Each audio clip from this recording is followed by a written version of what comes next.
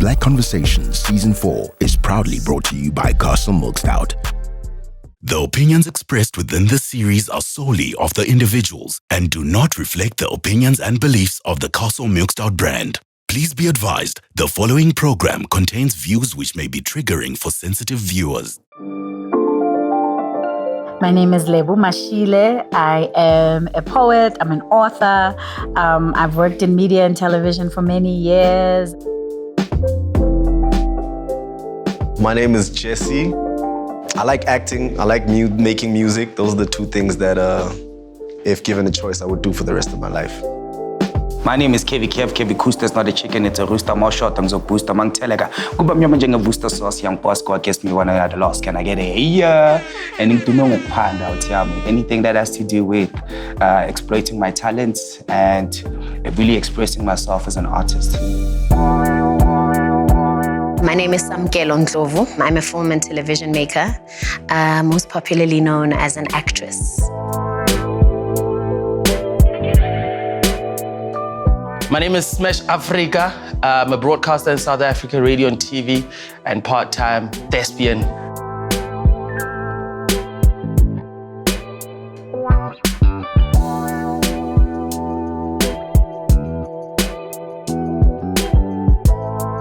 Beauty is such an abstract concept. Beauty is the story of transformation. Beauty is also the story of cultural expression, you know? But when a civilization becomes a civilization, one of the things that you can see readily that makes a people is things like the way that they dress, the way that they adorn themselves, the way that they treat their hair, you know? Black beauty tells a story of who we are and where we've been. Black beauty is one of the things that shows our uniqueness to the world. I think Black beauty is one of the greatest contributions, actually, that we've given to the world, whether the world gives us credit for it or not.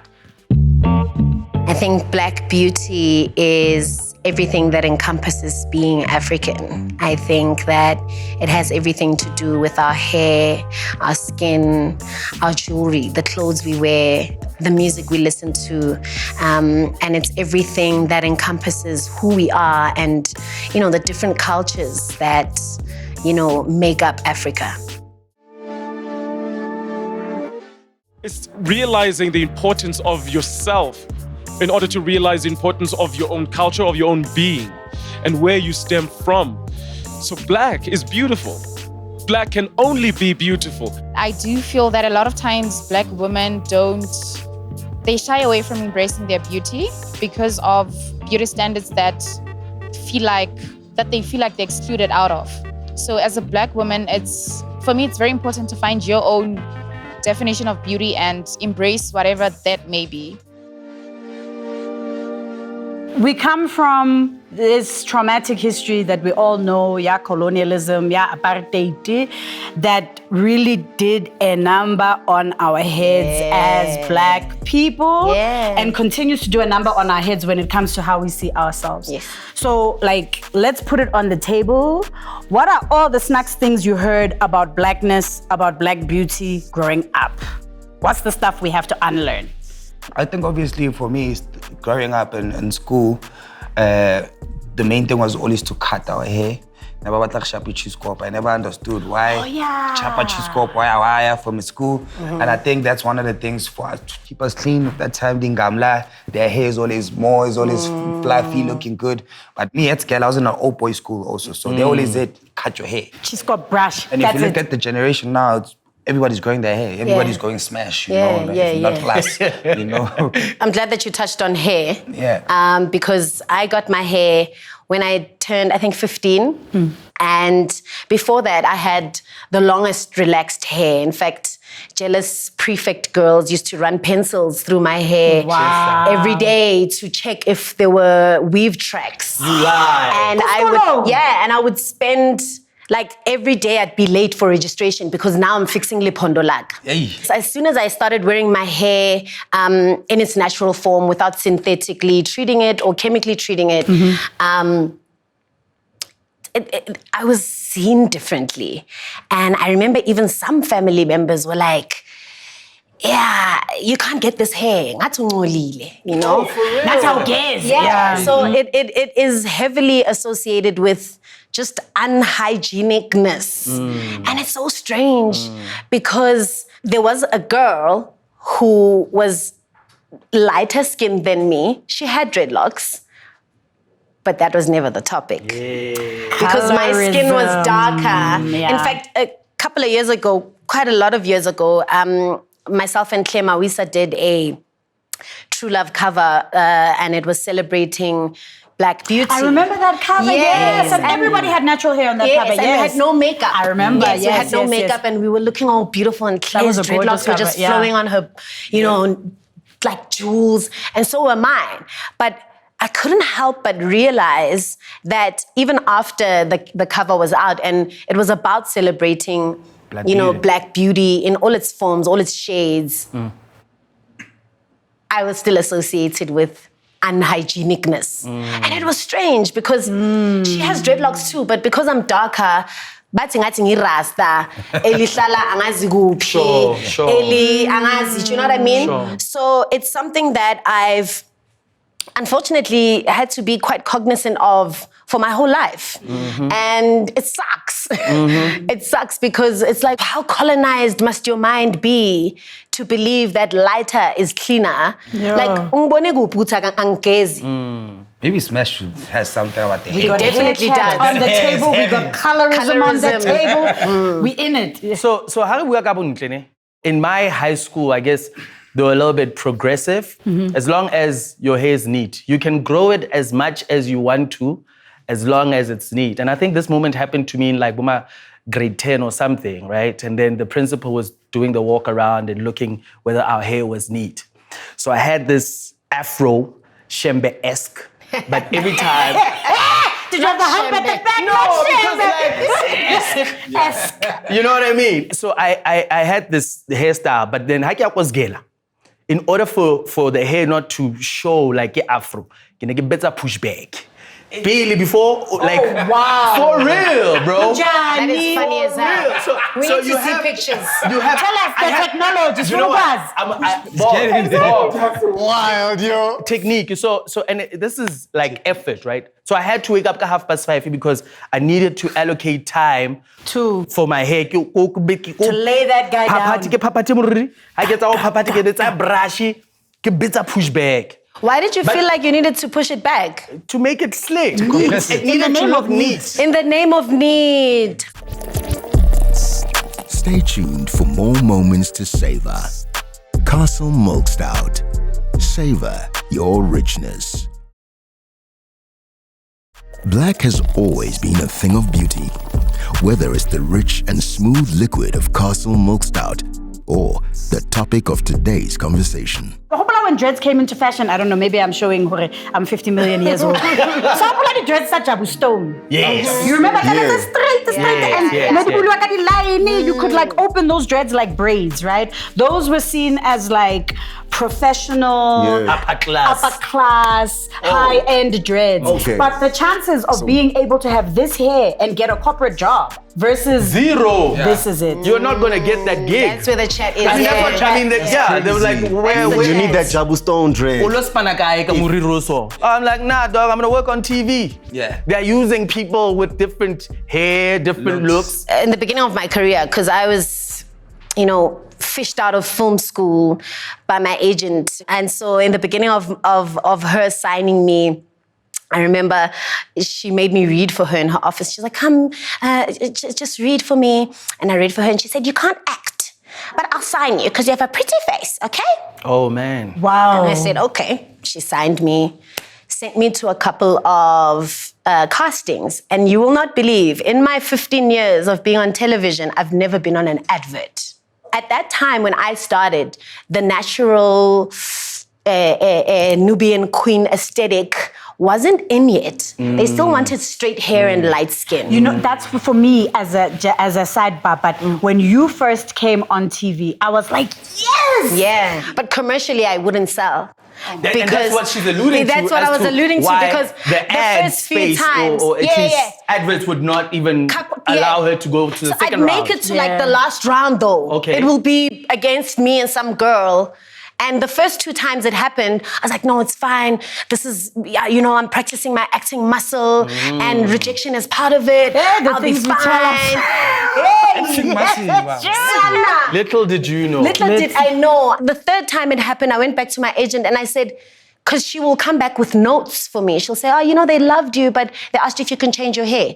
And every time the note would come back, can she change her hair? Oh my Can word. she change her? We love her, she's perfect, but can she change her hair? So I never got adverts. And that's when I said to her, stop sending me there. Oh, wow. You my ego. And I understand that, rejection is part of the acting muscle that you need to exercise. But I just want to act. Okay, I want to prove you wrong. You said I can't act. Send me to castings for TV shows and dramas and soapies. And she sent me there and I won every one. Even in Story World, the darker skinned girl with the coarser hair is often the best friend. Yes, get the sidekick. She's not always the female lead. Yeah. And back in my time when I first began, I had to fight. I had to really fight. And my agent would try and send me for the casting for the friend. And I'd say, no, send me for the lead. Wow. And I had to fight. And I would win these roles. And I'd still have to fight even on set. Lona bafana ba di brush cutting, what do you go through? Because what Samkelo is also saying is she's talking about how beauty for women is often linked to survival. Yeah. Like your beauty it puts bread on your table, it keeps that person you love in your life, it that keeps is you deep. visible in society, it humanizes you. Yeah. But first and foremost, you need beauty to get into the door. Yes. And especially in this business. So I wonder, do men feel a similar kind of But pressure? can we agree, the 3 of us, these guys are pretty looking men. Yes. As are you. I know I speak a lot about my dark brown skin and my hair and whatever, but I'm not going to deny the pretty privilege that I have. Pretty privilege is when you get special treatment socially because you look more attractive or a little bit easier on the eye. I get money for McDonald's too. I get money for Uber, McDonald's. What else, honey? There's 2 sides of pretty privilege and it coming to your disadvantage. Even my time, I remember this one time, it's like nice. When we're so sure uthola span se sharp because never khono span construction in batlonka light. Till this day. And then also that, That's crazy because, I have a friend who's light-skinned and she's an actress too. Her name is Pearl Tusi. And for years, she's a really passionate actress. She really Pearl gives. She gives. Yes. And for years, she would have to fight against the same thing where people are like, they cast you because you're light-skinned and pretty. Yes. And she'd actually have to work 10 times harder just to prove that she deserves to be in that space. Yeah. And it was crazy because on the flip side, on my side, it was different. I had to prove that I deserve to be the lead. Yeah. So now, a lot of the stories you'll see on television have romantic interests and the leads must be aesthetically pleasing. Mm-hmm. I can be aesthetically pleasing, but commercially, if you go back 10 years ago, it's a bit tricky for my skin tone and my hair, even now because 32% of our country is bleaching their skin. Oh God, yeah, skin bleaching is back in fashion. That is so wild. For me, I often used to be on Pearl's side and I used to be like, fight them on Twitter, fight them. Yeah. And she'd go with her Twitter fingers. Yeah. And I used to feel really bad for her because my battles are more silent. They aren't so out there and I don't have people attacking me for being so ultra talented with brown skin and coarse hair. I'm not allowed to be part of the conversations about wigs and lace fronts. Because the moment I say it, I'm speaking from a place of privilege, and what do I know? I wanted to know, because generally speaking, right, the light versus dark skinned conversation, especially amongst women, correct me if I'm wrong, I don't think anyone has ever asked, is Lebu talented enough to be in the places that she is? But I don't think that means that you haven't had your own, albeit different, struggles with being light-skinned. Yes? No, you know what? I think by virtue of being in the industry, people are always going to question the validity of you being in a particular position. Always. Njalo. I think people are always going to be like, you didn't deserve that gig. You're not good enough. So I deal with that. But one thing that I do not deal with is the inherent bias that comes from media, from everywhere against dark-skinned women. But I think looking like this, speaking like this is what allowed me to get a foot in the door. Oh, hectic. So I'm not going to say to you that that's the only reason why I've been able to sustain my career. Of course, I work hard, you know, and I'm good at what I do, and I give of myself, right? But colorism inherently means that if you're lighter in complexion, people are going to trust you more. They're going to assume that you are competent. They're going to treat you with respect. But the one war that I don't experience is an inherent bias against me because of the complexion of my blackness. And that's something that light-skinned people really need to acknowledge, you know? Because otherwise then we are not challenging, we're not acknowledging the reality of what dark-skinned women in particular experience. Dark-skinned men are seen as more masculine. Dark-skinned men are seen as indoor. Exactly. It's dark-skinned women who bear the brunt of colorism. The colorism issue for me is a definite product of colonization and us being, you know, indoctrinated into the thought that lighter is more beautiful. And so with that comes sort of a self-hate that projects onto yourself or onto other people. I come from a family where there's all spectrum of blackness, you know? And seeing how people respond to me versus how people respond to my sister, and we come from the same womb. Like, it never made sense, you know? Also understanding that colorism is a symptom, is a byproduct of white supremacy. So even if I get the good end of the spectrum, right? Being on the good end of a violent spectrum is still a mess. To say that I'm beautiful because I look closer to white there's something very wrong with that. I feel like what you just said about light-skinned women versus light-skinned, dark-skinned women might actually, if I think about it, be the same thing with men. Because if I think about it, I could walk into corporate specifically. Yes. I could walk into a room with tattoos and not be questioned about my appearance. My appearance, my ability. Competence is the word you brought up. Yes.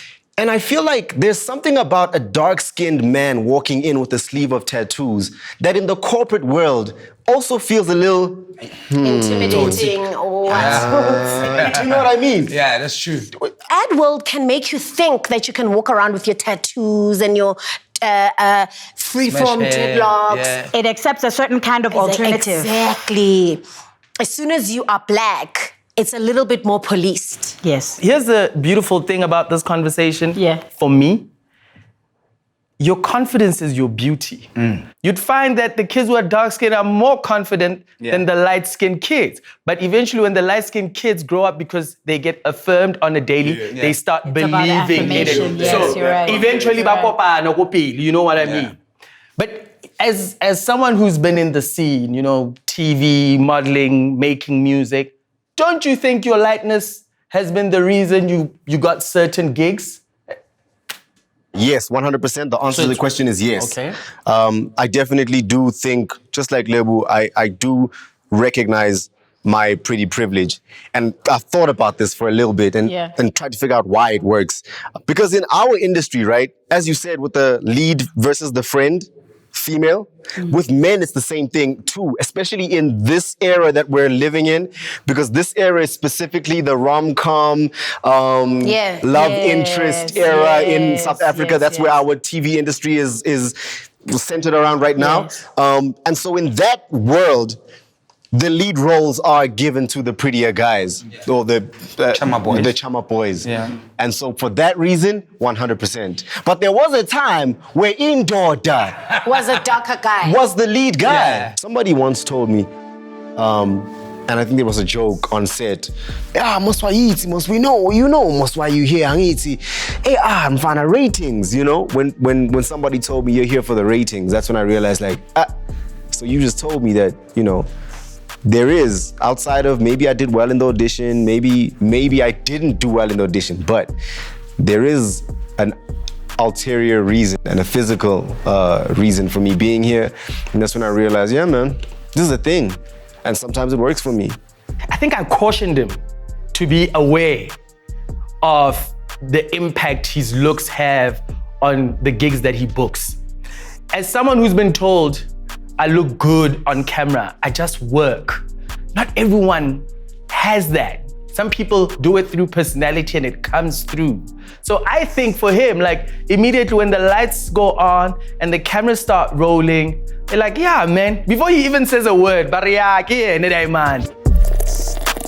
Stay tuned for more moments to savor. Castle Milk Stout. Savor your richness. This episode of Black Beauty is best enjoyed with a Castle Milk Stout. Castle Milk Stout. Savor your richness. Do you feel like, as an actor, as a thespian, there's roles that we always want. Like, we want to play this, we want to play that. Do you feel, I won't say typecast, but do you feel like, because you're so aesthetically pleasing and translate well on screen, do you feel like you're always getting, you're not getting the villain role that you want to play? You must be the home Do you feel like you're often getting, There's a Pearl Tusi-esque thing going on there that I also feel like I also need to get into a role, prove that I'm multifaceted or I have range. I do definitely feel like I've been stereotyped in this industry, but I don't feel like I don't think it's to such a hectic extent that I need to jump on Twitter and tell people my you know what I mean? Deep, I feel like I've been privileged enough in this industry to at least be given meaty roles, even if the character is something you've played before, maybe. Aesthetically, that guy. So do you want to do the others? 100%. What do you think you have to do? Do you think you have right? to wait for the era to pass? Or do you think you have to fight like I did? He's an actor. He's like a real actor. He's not there because he's pretty. So I don't doubt that he could get roles that are outside of the range that we've seen him in, or roles that he wishes he could play. So I think for him, on his side, it's just a strategy thing. He just has to, kind of plot how he wants to do it. And I don't think it's not doable. It's very doable. Because when you look at it, a lot of villains are gorgeous guys. And that's what makes it so compelling to watch, to see somebody who is beautiful. And you would naturally hope that they're beautiful on the inside too, but they turn out to be rotten. And I think there's something endearing about that when you watch it on screen. How do I fix it? Yeah, write my own roles. Okay. Fact. I feel like that's... Okay. But do you feel, let me ask this I need to to create all my of our own gentlemen, because how fair. That's unfair, you know what I mean? Because even writing your own role is gonna take months on end for it to just get on screen. And it's so unfair. I hate that. And it's the dark side of pretty privilege. But I don't even think it's pretty privilege. I think, years ago, my agent told me, Hore, Lebo, the thing that makes you unique and that makes you so interesting to watch and observe is also the thing that makes you very hard to cast. She was like, and I'm not saying, Hore, you're hard to cast for me. I'm saying you're hard to cast for industry. Yeah. Industry has these boxes and you don't fit easily into them. So, make your own work. I personally believe that the universe rewards action. It's true. You sitting in isolation in your own space, getting this story down, that energy will call everything else that you need in order to make that a reality. I like that. I like that a lot. So don't put your gifts in a box, man. You're a storyteller by virtue of the fact that you are a performer. Yeah. If you can inhabit the emotions of a character and tell yourself all the time, constantly develop the story of this character inside of you, you can write the story. True. Yeah. Do you ever feel like your masculinity is questioned Oh, 100%. because you are light skinned Oh, or because 100%. libat as men. I look, man. Let me tell you this thing, right? Yeah, tell him. You tell me this. You are a beautiful light-skinned man. Full stop. Okay. And this is what dudes will do. They will have banter. Yeah. Bomnyaman will sit together and say, do you understand what I'm saying? And wait, here's my reality. As Mfetu, ne? Yes. We sit and we troll each other life jive on a daily basis, right? Okay. And guess what the banter does? It just makes us more competitive. Yeah. It gives us like an edge. Yeah. It's So definitely different if he between women and concedes, men. so his win. Us is vicious. It's brutal. His, I think, and you'll correct me if I'm wrong. Your win is I'm bagging the roles. Yeah. I'm making money. You guys can joke all you want. Sars is making too much money from me. You know, that's whereas Whatever brings them to the show, I don't care. My brother is working. When they're here, I choose. When they're here looking at me on stage, I choose what to show them. That's how I feel. I don't care if they came because they think I'm pretty. I don't care if they came because they think I'm talented.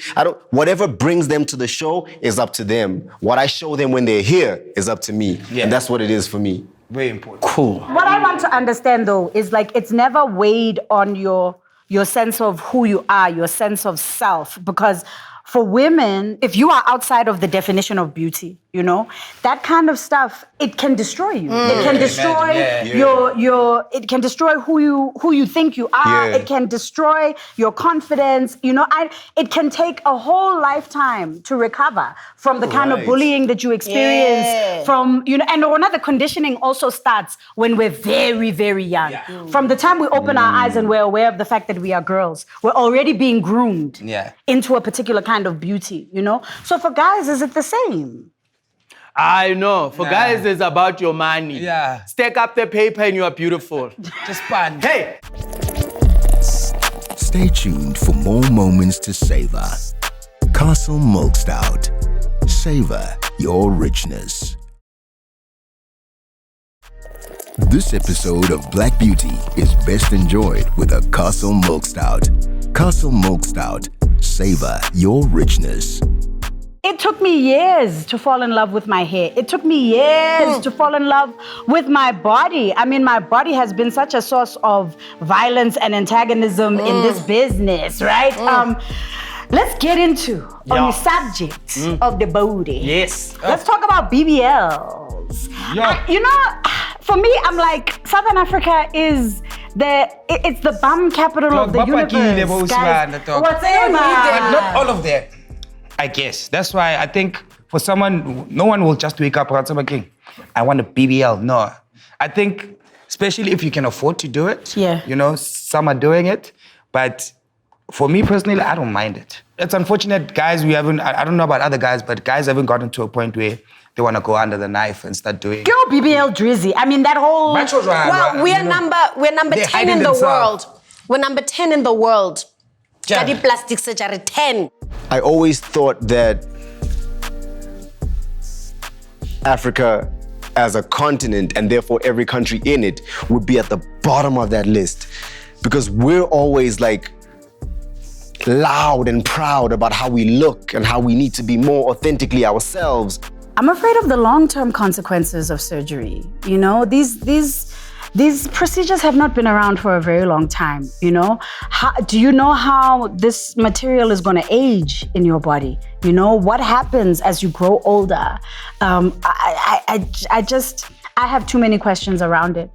Study plastic surgery 10. What are you saying? We are number 10 in the world, and it's not just women.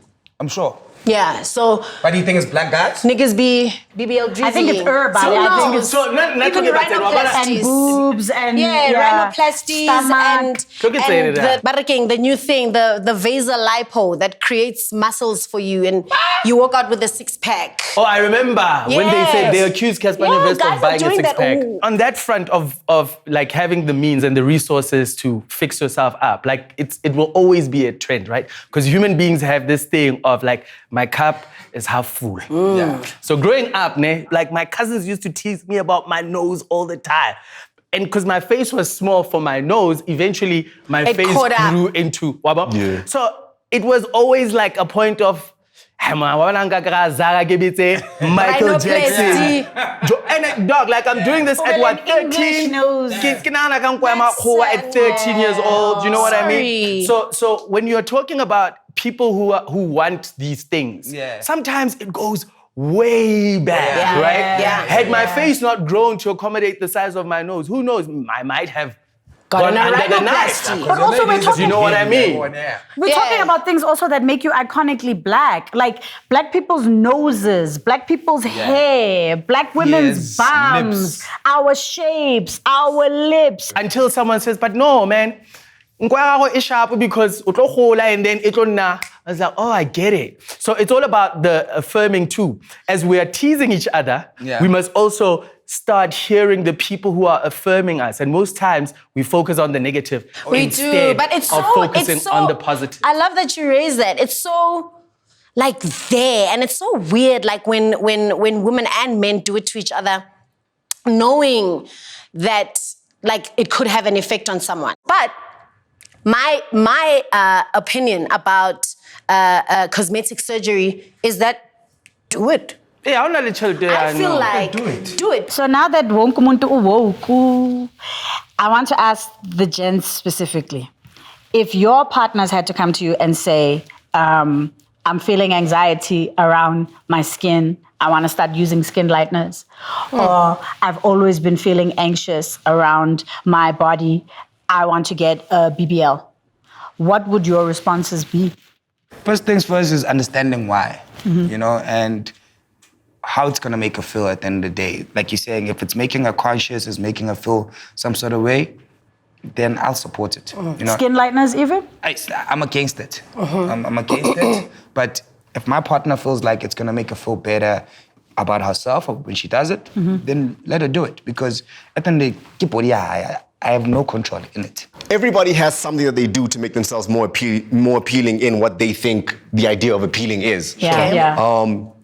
For some people, it's as extreme as going under the knife. For some people, it's just the way I dress and the makeup I put on. But it's the same thing.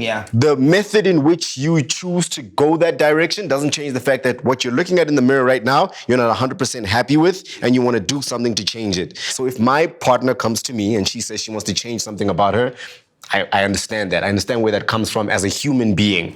The second thing is, my most important thing is health. Is what you're about to suggest or ask me if I'm okay with a detriment to your health? If so, I am 100% against it. These are very serious kind of procedures, like augmenting your skin. BBL can kill you. Let's figure out what all the options are available to us. That's my first thing. My second thing is confidence. Now, the reason why the confidence is underneath health is because your confidence changes as you grow. We learn to love ourselves more, hate ourselves more. That's gonna chop and change depending on who you are as a human being throughout your life. Or the day of the week, Do you know what I mean? So that's why health is the first thing for me. As long as you're healthy, you have it in you to change or accept how you look. And not die. And not die, right? Let's talk about the topic that gets everybody into trouble. Go social media. Preferences. But you must call it my preference. Okay, my preference. Because preference But are we pretending that preferences are not shaped by beauty standards, by politics, by white supremacy, by fat phobia, by all these things? You know, the way we get game in the streets, but people act like they don't prefer us. People will act like somebody will have a skinny woman at home, but have a fat woman in the DMs. Somebody will be chasing you, got six pack. I never bow post. Do you like the skinny man? Because I've known skinny guys like the big girls. Like I've seen it. And they do. And they really, really do. Skinny men. With that? Your opposites I think it's the thing of wanting to conquer, the thing that you are not, right? I'm, if I'm not big, but I can have this. I can handle this. I can, So what's your preference, ma'am? Oh, mommy. Yes. I want to be treated well. Even if you look at my dating history, I've dated everybody. I just attraction for me it's an energetic thing. I've been into big guys, I've been into small guys, I've been into light guys, I've been into dark guys, I've been into South African guys, I've been into foreign guys, I've been, you know, I must do qualitative research. What's your preference? I mean, everybody knows this, but I like girls and boys.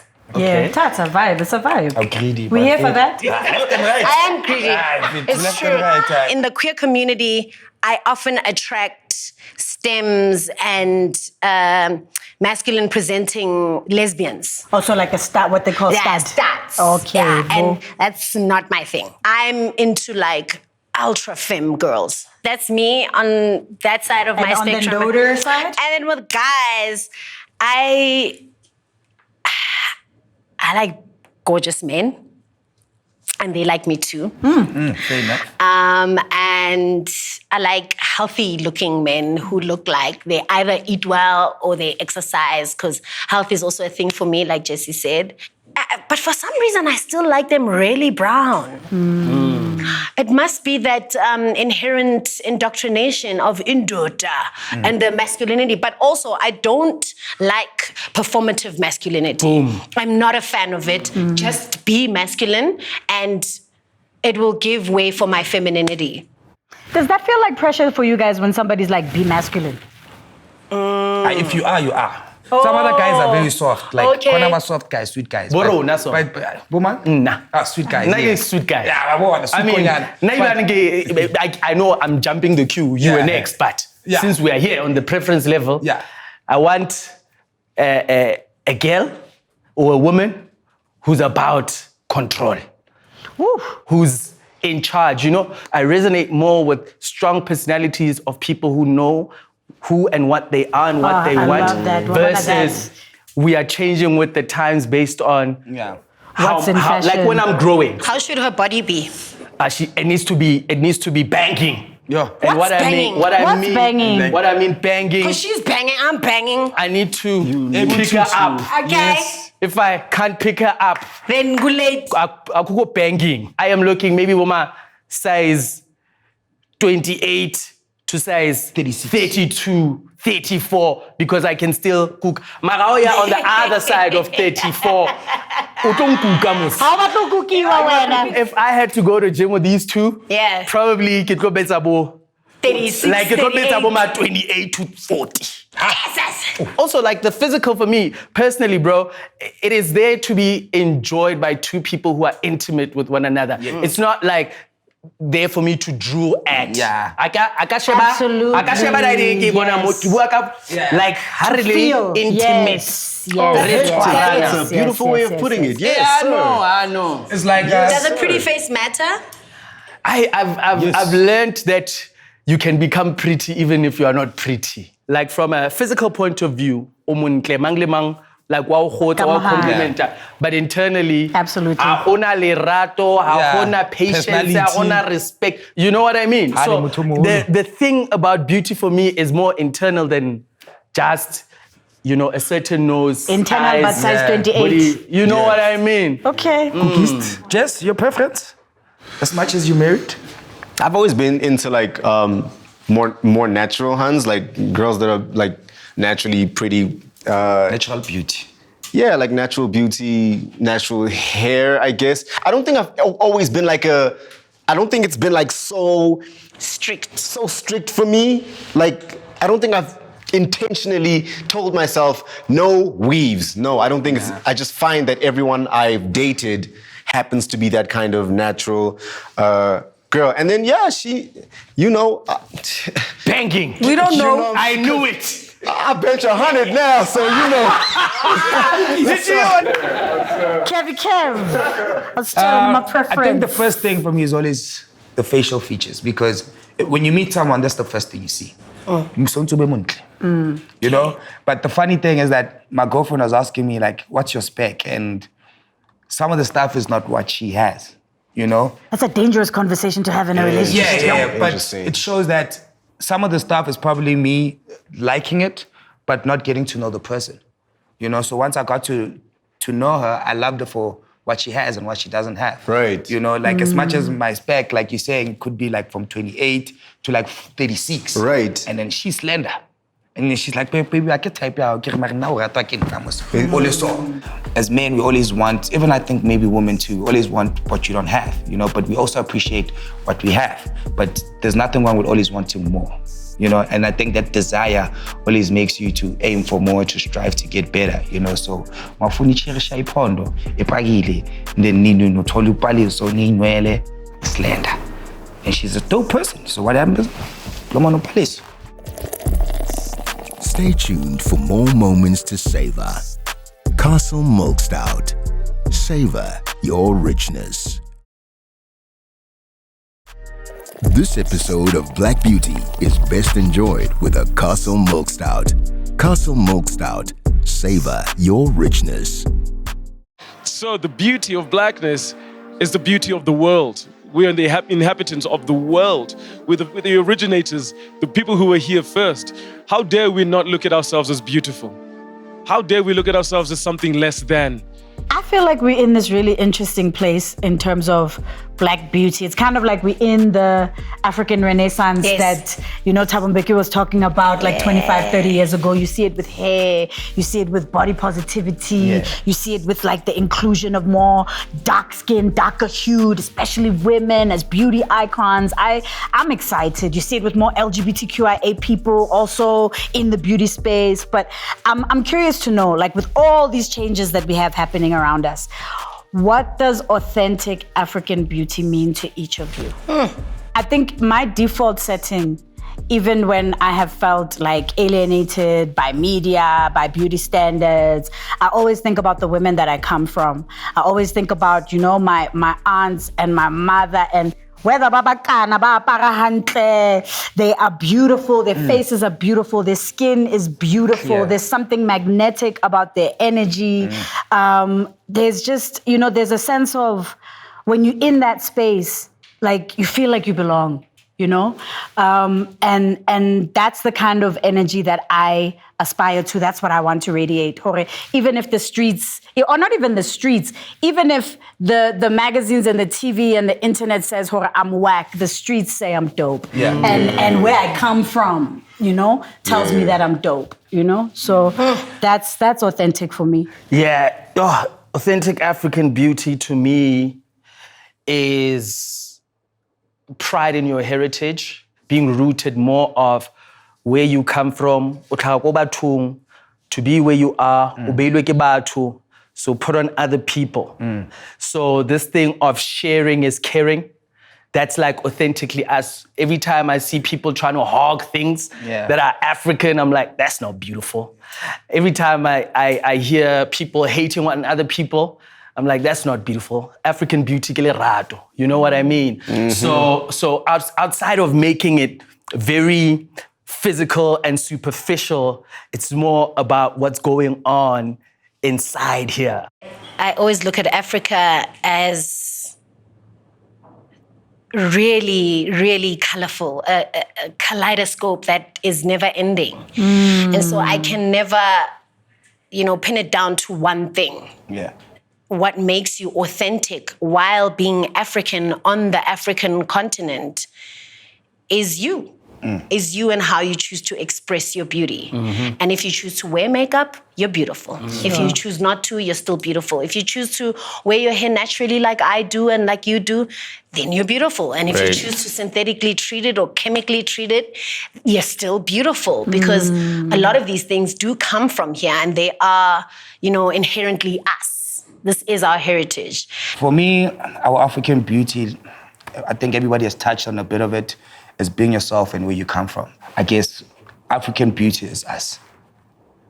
All different people, different shapes, different sizes, different noses. I agree with an amalgamation of everything you guys just said. It's for me, it's not so much. I don't think you can pin it down, man. I don't think you can, especially physically speaking, I don't think you can pin it down to a specific look, what authentic African beauty is. Africa is a massive continent, and the amount of variety you find on this continent physically is just, you can't pin it down. So, and there's beautiful in every corner of this continent. So by virtue of us being African, you are African and you are beautiful. And that's what authentic African beauty is. It's beautiful that we exist in a space and a time where we can acknowledge all of this. Yeah. Where all of it has a place. And we hope that you at home who are watching, that you feel as affirmed and as happy and as light and as dope in your blackness as we feel. I think that's one thing that's consistent about us here. Yep. We are proud to be who we are. Yeah. I wouldn't change anything. Very much. Maybe just 10 million extra per time. Man. Nah, even in the next life, I want to be black. We can do it over and over and over and over and over again. Facts. Is it because most of the time abo baba abekho? Women, ngicela nje abasincinci. Batsadi ba bang ke bana, man. Let's talk about that.